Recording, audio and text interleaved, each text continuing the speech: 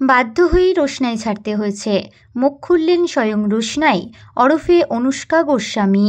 আচমকাই 7 মাস পর রোশনাই ধারাবাহিক ছেড়ে বেরিয়ে গেলেন ধারাবাহিকের নায়িকা অনুষ্কা গোস্বামী, জানিয়ে রীতিমতো হইচই।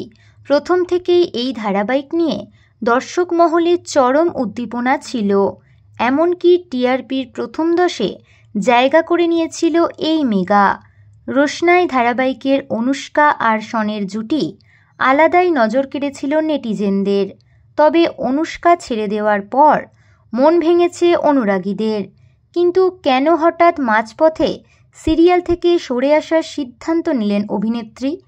এর নেপথ্যে কি রয়েছে অন্য কোনো কারণ? অবশেষে মেগা থেকে সরে আসা নিয়ে মুখ খুললেন অনুষ্কা।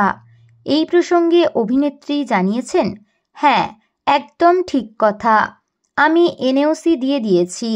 রোশনাই চরিত্রে আমি আর অভিনয় করব না। চিকিৎসক আমাকে বিশ্রামে থাকতে বলেছেন, তাই এই মুহূর্তে আমার পক্ষে সিরিয়ালে শুটিং করা সম্ভব নয়।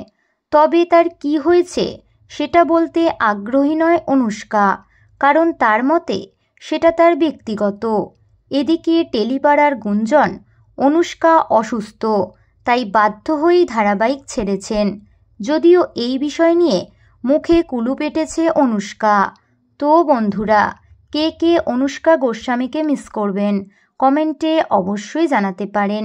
বিনোদন জগতের এরকমই নতুন আপডেট পেতে আমাদের চ্যানেল টলিটাউনকে সাবস্ক্রাইব করে পাশে থাকা বেল আইকনে ক্লিক করতে ভুলবেন না।